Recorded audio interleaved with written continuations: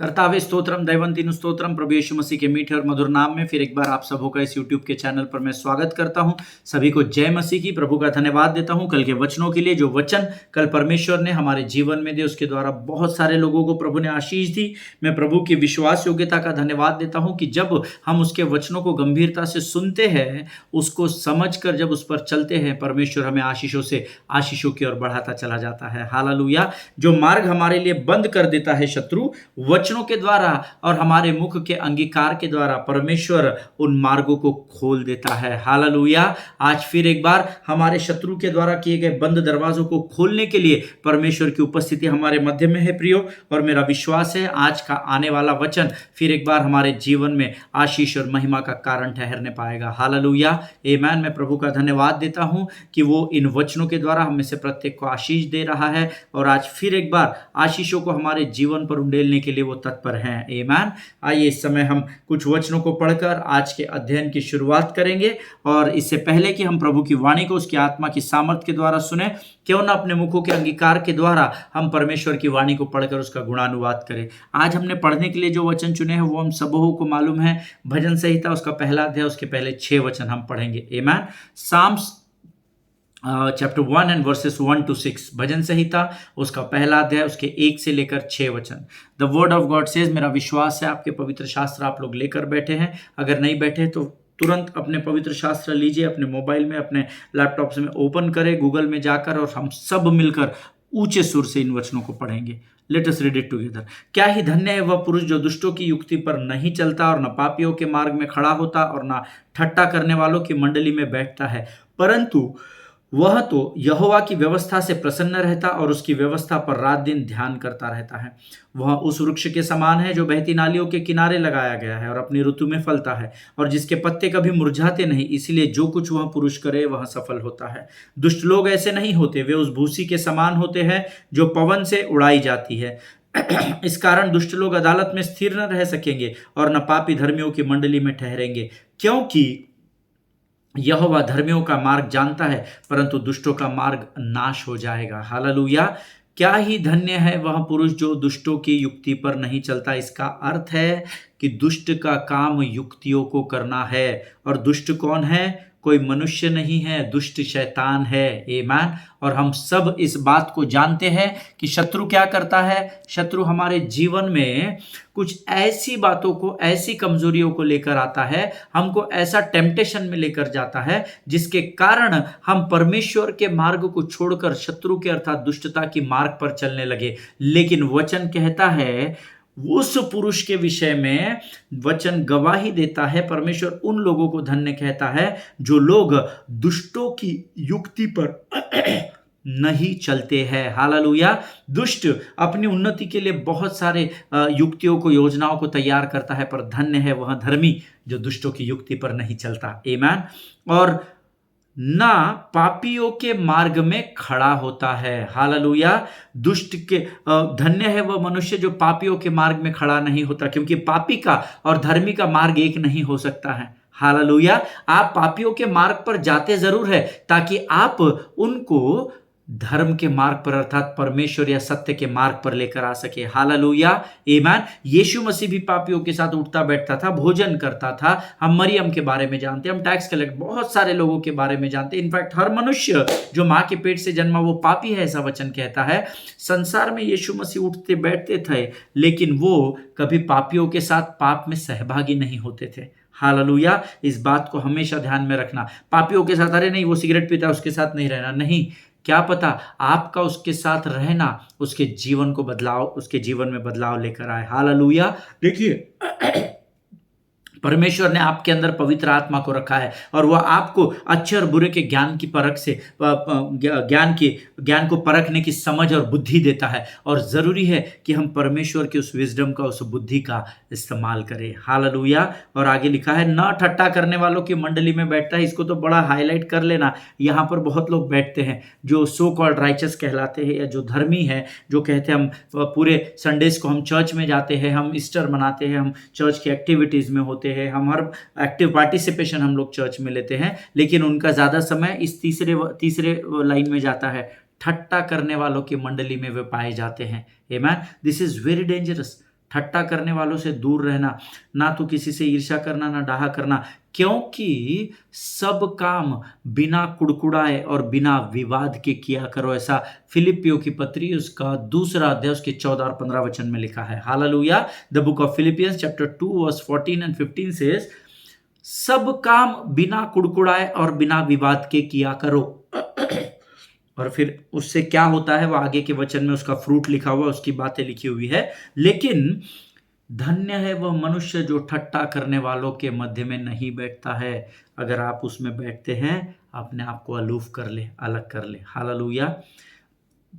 आगे वचन कहता है प्रियो, परंतु वह तो यहोवा की व्यवस्था से प्रसन्न रहता और उसकी व्यवस्था पर रात दिन ध्यान करता रहता है। हालेलुया। जो धर्मी है वो यहोवा की व्यवस्था से प्रसन्न रहता है। यहोवा की व्यवस्था क्या है? यहोवा की व्यवस्था यहोवा के वचन है और उसकी व्यवस्था पर रात दिन ध्यान दिए करता है। यहोशू 1:8 मैंने आपको कल भी बताया था, व्यवस्था की पुस्तक तेरे चित्त से कभी भी ना उतरने पाए, तो दिन और रात ध्यान दिए रहना। वही वचन यहाँ लिखा है, उसकी व्यवस्था पर जो रात और दिन ध्यान लगाए रहता है उसको परमेश्वर धन्य कहता है। हालेलुया, आमेन। आगे वचन कहता है, वह मनुष्य जो ना दुष्टों की युक्ति पर चलता, ना पापियों के मार्ग में खड़ा होता, ना ठट्टा करने वालों की मंडली में बैठता है, जो व्यवस्था से प्रसन्न रहता है और व्यवस्था पर रात दिन ध्यान दिए रहता है, वो मनुष्य उस वृक्ष के समान है जो बहती नालियों के किनारे लगाया जाता है और अपनी ऋतु में फैलता है, जिसके पत्ते कभी मुरझाते नहीं है, इसीलिए जो कुछ वह पुरुष करे वह सफल होता है। हालेलुया। इसका अर्थ है, चाहे आपके पेड़ में फल लगे या ना लगे, चाहे आपके पेड़ में पत्ते लगे या ना लगे, परंतु जो परमेश्वर के उस जलपाई के साथ बना रहता है, या उस वृक्ष, उस बहती नाली के अर्थात जीवन के जल के साथ जो बना हुआ रहता है, उसके पत्ते कभी मुरझाएंगे नहीं, और जो कुछ वह पुरुष करे वह उसमें सफलता को प्राप्त करेगा। यह परमेश्वर का वायदा और वचन है। हालेलुया। देखिए, आप ये जो वचन पढ़ते हैं ना, इसको गौर करना, कभी इसके ऊपर ध्यान देना। नाली के किनारे लगे हुए पेड़ों को आप देखना, है ना, वो कभी सूखे नहीं मिलेंगे आपको। आप जानते क्यों? क्योंकि उसकी जो जड़ें है ना, वो इतनी अंदर तक है, और उन जड़ों को ये जीवन का जल या वो बहती नाली का जो पानी है ना, वो उसमें ये बना रहता है। ये पेड़ तो बहती नाली के किनारे पर है, ये पेड़ का डिस्टेंस तो यहाँ पर है, लेकिन इसकी जो जड़ें अंदर फैली हुई है ना, वो जड़ें इस बहती नाली के नीचे तक गई हुई है। अर्थात ये परमेश्वर का वचन, जिसकी जड़ें मजबूत होगी, वो व्यक्ति जो कुछ भी करेगा वो सफल होगा। देखिए वचन में लिखा हुआ है, वो अपनी ऋतु में फैलता है, यानी फल हर 12 महीने उसमें नहीं लगे रहेंगे, लेकिन उसके पत्ते मुरझाएंगे नहीं। किसके? जो परमेश्वर में बना रहेगा। वो कई बार हो सकता है आपकी सेवकाई में शायद आपको फल ना दिखे, हो सकता है कई बार जब आप सेवकाई करते हैं आपसे गलतियां हो जाए, लोग आपको न्याय कर दे, आपको जजमेंट कर दे, लेकिन अगर आप हर परिस्थिति में प्रभु के साथ अगर बने रहेंगे, तो जो कुछ भी आप करोगे, परमेश्वर के सही समय में आप अपने कार्यों में सफलता को ही प्राप्त करोगे। हालेलुया, आमेन। आगे वचन कहता है, दुष्ट लोग ऐसे नहीं होते, वे उस भूसी के समान होते हैं जो पवन से उड़ाई जाती है। भूसी किसी ने देखी है क्या? मुझे पता नहीं, मैंने भूसा देखा हुआ है हमारे घरों में। जब हम सिगड़ी को जलाते थे या कोयले जब कम होते थे, तो भूसी के द्वारा उसको हम जलाने की कोशिश करते थे। और वचन कहता है, ये पहले 3 वचन तो धर्मी के विषय में कह रहे हैं। आमेन। सो कॉल्ड राइचियस नहीं, धर्मी व्यक्ति जो इस वचन के अनुसार है वो धर्मी है, ऐसा वचन में लिखा है। लेकिन बात के 3 वचन, चौथा वचन कहता है, दुष्ट लोग ऐसे नहीं होते, उनके काम सफल नहीं होंगे, वे तो उस भूसी के समान, बड़ी हल्की होती है भूसी, जो भूसा होता है ना बहुत ही हल्का होता है, वे उस भूसी के समान होते हैं जो पवन से उड़ाई जाती है। यानी हवा का झोंका भी आएगा तो वो उड़ जाएंगे। दुष्ट ऐसे होते हैं। तो फिर पास्टर साहब, दुष्ट तरक्की क्यों करते हैं? अरे बाबा, वो तरक्की करते, तू तेरे को तो कहा गया तू उससे ईर्ष्या नहीं करना, डाहा नहीं करना। वो कहां से पैसा लाता है, वो कैसा ये काम कर लेता है, उसके पास 2 गाड़ियां कहां से? नहीं, तो उसके विषय में डाहा ईर्ष्या नहीं करना, नहीं तो वो न्याय तुझ पर आ पड़ेगा। आमेन। वो क्या करते हैं वो हमारे लिए इंपॉर्टेंट नहीं होता, हम क्या कर रहे हैं उसका न्याय परमेश्वर हमारे साथ करेगा। हालेलुया, आमेन। दुष्ट लोग तो उस भूसी के समान होते हैं जो पवन से उड़ाई जाती है। हवा भी आएगी, भूसी रखे रखे फड़फड़ फड़फड़ फड़फड़ हवा में उड़ जाएगी। दुष्टों का समय उतना ही है। हालेलुया, आमीन। आगे वचन कहता है, इस कारण दुष्ट लोग अदालत में स्थिर न रह सकेंगे और न पापी धर्मियों की मंडली में ठहरेंगे। ये प्रभु का वचन है। किस कारण? क्योंकि वे दुष्ट है और इस कारण वे अदालत में स्थिर न रहे। अब अदालत यानी आप कोर्ट कचहरी नहीं समझना, परमेश्वर के किसी भी कार्य में वो स्थिर नहीं रहेंगे। अगर वो अपनी बुद्धि, अपने समझ, अपने ज्ञान, अपनी दुष्टता के द्वारा कार्य करने की कोशिश करेंगे तो वे सफलता को प्राप्त नहीं करेंगे। कुछ समय का उनके जीवन का पड़ाव होगा जिससे वो ये समझेंगे कि मैं दुष्टता के धोखेबाजी के काम करके ऊपर की ओर बढ़ जाऊंगा, लेकिन ये कुछ ही समय का होगा, क्योंकि वचन कहता है वो स्थिर नहीं रहेंगे। हालेलुया। इसका मतलब है वे बढ़ेंगे तो सही, पर बढ़ती में बने नहीं रहेंगे। धपाक से नीचे एक समय में, प्रभु के समय में वो गिराए जाएंगे और नाश किए जाएंगे। हालेलुया, आमीन। आगे वचन कहता है, क्योंकि यहोवा धर्मियों का मार्ग जानता है परंतु दुष्टों का मार्ग नाश हो जाएगा। धर्मी जब मार्ग में चलेगा, यहोवा को पता है आप किस मार्ग पर चल रहे हैं। हो सकता है आप 1000 बार गिरे, लेकिन फिर जब उठकर आप उसी मार्ग पर चलने लगेंगे। वचन कहता है, मैं जानता हूं कि तू अपने जीवन में कई बार कमजोर पड़ेगा, मैं जानता हूं तू अपने जीवन में कई बार गिर जाएगा, लेकिन क्योंकि तू मेरे मार्ग में चल रहा है इसलिए मेरा ध्यान तुझ पर बना रहेगा। और इसीलिए हम गीत गाते हैं, जब मैं गिरूं मुझे उठाता है, हालेलुया हालेलुया हालेलुया हालेलुया। आमीन। परमेश्वर धर्मी को उठाना जानता है, वो धर्मी का मार्ग जानता है, लेकिन वो कहता है दुष्टों का मार्ग में दुष्ट नाश हो जाएगा। हालेलुया। फिर एक बार आपको बताता हूं, चुनाव आपका मेरा है। आप पहले 3 वचनों में बढ़ना चाहते हैं या दूसरे 3 वचनों का भाग होना चाहते हैं, क्योंकि प्रभु की पवित्र आत्मा ने मुझे अच्छे और बुरे के ज्ञान से भर के तैयार कर दिया है। Now the choice is yours. Hallelujah. अब ये चुनाव मेरा और आपका है। आमीन। प्रभु इन वचनों के द्वारा आपको बड़ी बरकत और बड़ी आशीष दे।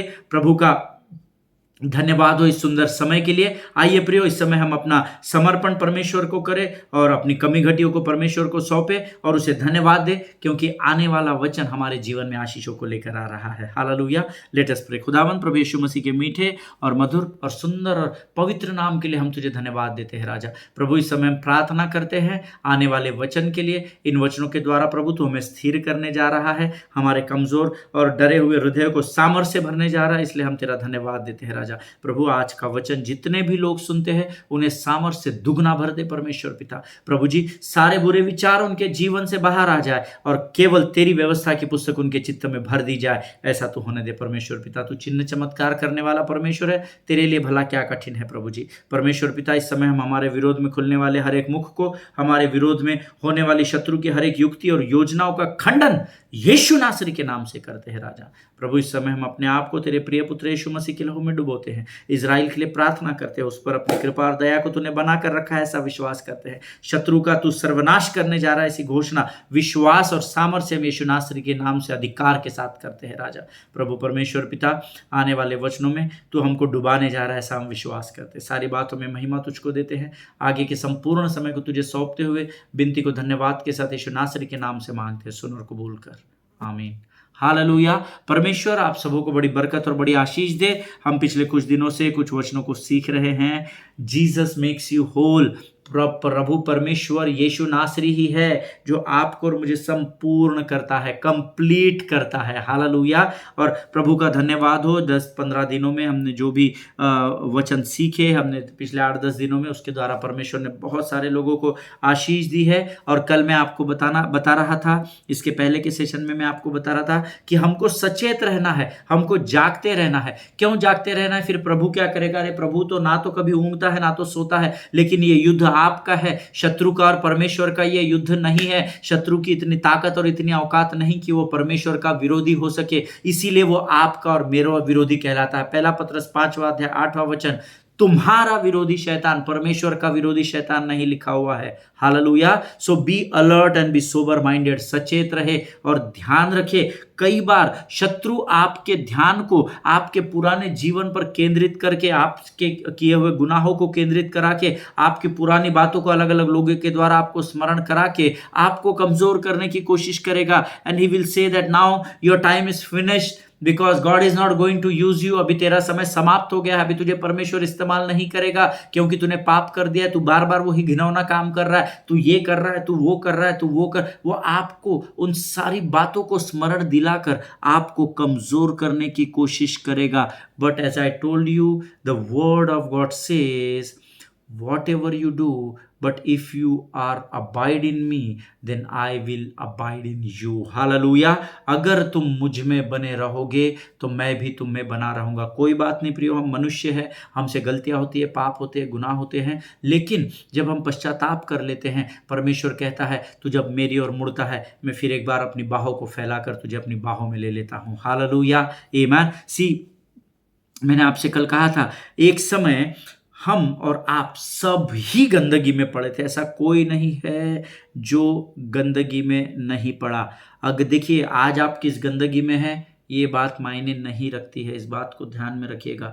इफ़ यू रिपेंट, अगर आपको आपकी गुनाह समझ में आते हैं, आपको आपका पाप समझ में आता है, जो शत्रु कोशिश करेगा कि आप नहीं समझ सके, लेकिन अगर आपको पवित्र आत्मा उस बात के लिए कायल करता है और आप क्षमा मांगते हैं, तो यकीन मानिए परमेश्वर उस उड़ाऊ पुत्र के समान, जैसे उस गंदे वस्त्रों को निकालकर परमेश्वर ने, वचन कहता है पिता ने उसको नए वस्त्र पहना दिए। आज आपका पाप कितना भी घिनौना, कितना भी गंदा क्यों ना हो, लेकिन अगर आप फिर एक बार पलट कर जब अपने पिता की ओर बढ़ते हैं, परमेश्वर मुझे और आपको उस गंदे वस्त्रों से रिहाई देगा और मुझे और आपको धार्मिकता के वस्त्रों से फिर एक बार पहनाकर खड़ा कर देगा। हालेलुया, आमीन।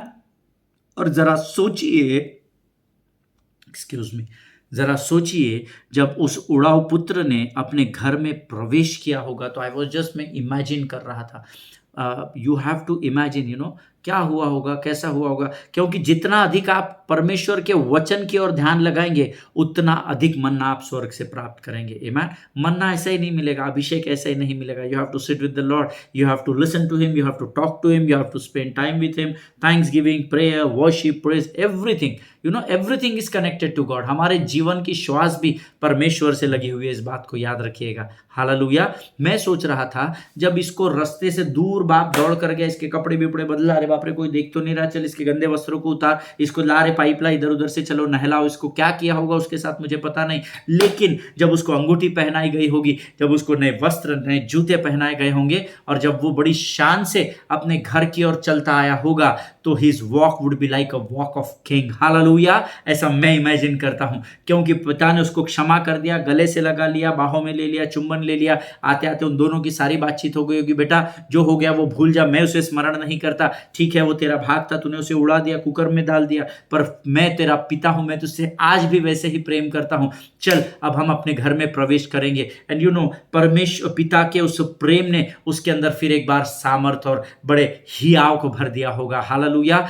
और जब उसने घर में प्रवेश किया होगा, तो वो एक राजा की चाल चल रहा होगा। हालेलुया। जब परमेश्वर के सामने आप पश्चाताप करते हैं, परमेश्वर के सामने जब आप दंडवत करते हैं, परमेश्वर आपके सारे पुरानी बातों से आपको नजात देता है, आजादी देता है, और धार्मिकता के वस्त्र से आपके पापों को ढांप लेता है। हालेलुया, आमीन।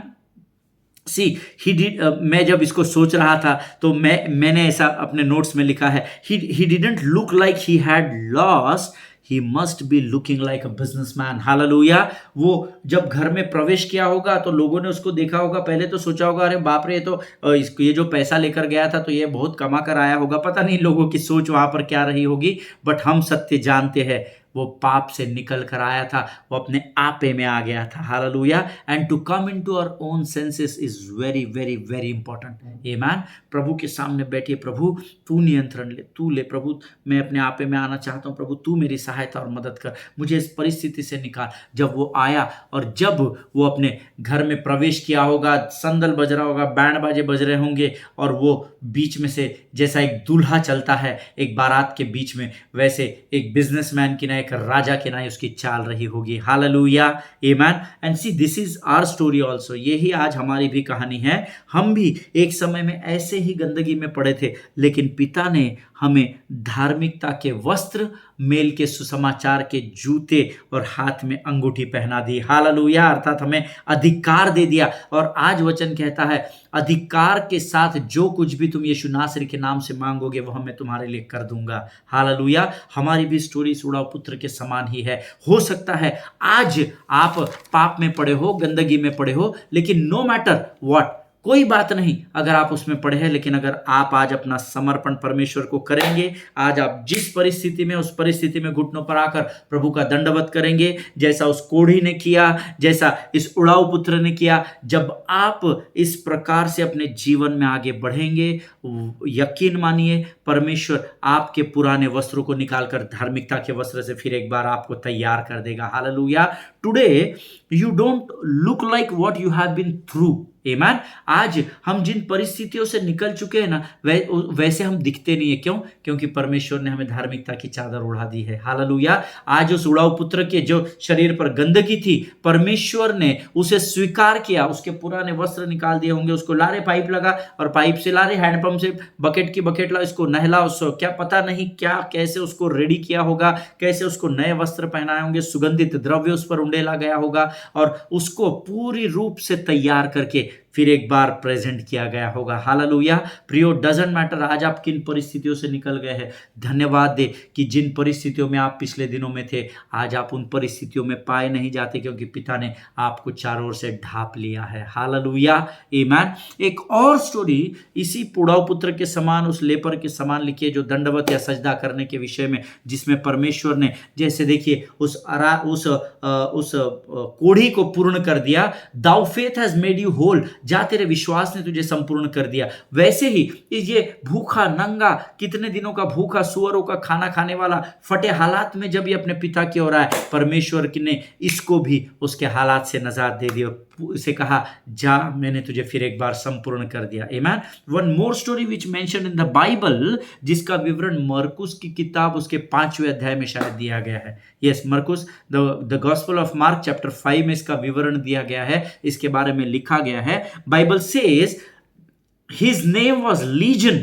Because he was possessed with many devils। हम सब इस अध्ययन को जानते हैं, उसका नाम लीजन था, ऐसा बाइबल में लिखा हुआ है, और उसके अंदर हजारों दुष्ट आत्माएं रहती थी। हमने सीखा है, कई बार आपने परमेश्वर के सेवकों के द्वारा इस अध्ययन को सुना होगा। जो लीजन था वो उसको सांकलों से बांधा जाता था, तो लोहे की बेड़ियों को तोड़ देता था और पत्थर लेकर अपने पूरे बॉडी को खुजाता था, अपनी बॉडी को कर्स करता था, शरीर को श्राप देता था, और उसमें बहुत सारी दुष्ट आत्माएं थी, वो वास करती थी। लोग उससे डरते थे, वो दिखता था तो लोग भागने लगते थे। वो लोगों को हार्म नहीं करता होगा, मुझे नहीं लगता कि वो शायद लोगों को, क्योंकि ऐसा पवित्र शास्त्र में कहीं लिखा नहीं है, लेकिन हाँ वो खुद को क्षति जरूर पहुंचाता था, क्योंकि पवित्र शास्त्र मरकुस 5 में उसके विषय में लिखता है कि वो पत्थरों से लेकर, नुकीले पत्थरों से खुद के शरीर को नोच लेता था, है ना, वो शरीर को श्राप देता था। और लेकिन मुझे नहीं लगता कि लोगों को उससे कुछ धोखा था, क्योंकि ऐसा पवित्र शास्त्र एक तो बताता नहीं है, और मैंने बहुत सारे लिटरेचर्स पढ़े, उसमें भी मैंने कोई वो पाया नहीं, लेकिन हो सकता है ऐसा होगा, बट मेरा अध्ययन कहता है ऐसा नहीं होगा, क्योंकि वो खुद को नुकसान पहुंचाता था। वो जो दुष्टात्मा उसके अंदर थी, वो उसको कमजोर कर रही थी, उसको नुकसान, लेकिन फिर भी लोग उससे डरते थे और भाग जाते थे उसको देखकर। वो कब्रों में पड़ा रहता था, जंगलों में घुमा फिरा करता था, पहाड़ों पर चला जाता था, और वो खुद के शरीर को नुकसान पहुंचाता था। आमीन। हम सब मरकुस रचित सुसमाचार उसके 5वें अध्ययन में इसके विषय में लिखा है, लेकिन मैं चाहता हूं, क्योंकि हमारा समय बहुत कम बचा हुआ है, तो हम इस अध्ययन को अगले सेशन में करेंगे, ताकि आप इसको बड़ी गंभीरता से सीख सके। आमीन। परमेश्वर का धन्यवाद हो इस सुंदर समय के लिए जो परमेश्वर ने आज ये वचन हमें दिए और हमसे इन वचनों के द्वारा बातचीत की, इसलिए हम प्रभु का धन्यवाद देंगे। और ये समय है प्रियो जब हम अपना समर्पण धन्यवाद के साथ परमेश्वर को इन वचनों के प्रति करेंगे। Let us pray. खुदावंद प्रभु यीशु मसीह के मीठे और मधुर नाम के लिए हम धन्यवाद देते हैं। प्रभु आज इन वचनों के द्वारा तूने हमें फिर एक बार आशीष दी प्रभु जी। प्रभु जैसे उस उड़ाऊ पुत्र को उसके पिता ने वस्त्रों से भर दिया राजा, तूने भी हमें यश के ओढ़ने से हमें छिपा लिया प्रभु। हमारी सारी गंदगी को अपने आप पर लेकर प्रभु हमें अच्छे वस्त्र पहना है, हमें अंगूठी पहना है, हमें सुसमाचार के जूतों से पहना दिया परमेश्वर पिता। हम धन्यवाद देते हैं राजा, हमारे पुराने जीवन को तूने ढाप दिया परमेश्वर पिता। प्रभु ऐसे ही हम भी दूसरों के अपराधों को ढाप सके ऐसी सामर्थ्य से भरकर तैयार कर। प्रभु जी इन वचनों के लिए धन्यवाद देते हैं, सारी बातों में महिमा तुझको देते हैं, आगे के संपूर्ण समय को तुझे सौंपते हैं और इस विनती को धन्यवाद के साथ अपने आप को यीशु के लहू में डुबोते हुए इस विनती को धन्यवाद के साथ यीशु के नाम से मांगते सुन और कबूल कर। आमीन आमीन। हालेलुया। परमेश्वर आप सबों को बड़ी बरकत और बड़ी आशीष दे। हम अगले सेशन में फिर एक बार मिलेंगे, तब तक स्वस्थ रहे, सुरक्षित रहे, एक दूसरे के लिए प्रार्थना करते रहे। अपने पासबानों के लिए, उनके परिवारों के लिए जरूर प्रार्थना करें। इजराइल को प्रार्थना में रखना ना भूलें। सभी को जय मसीह की। God bless you all.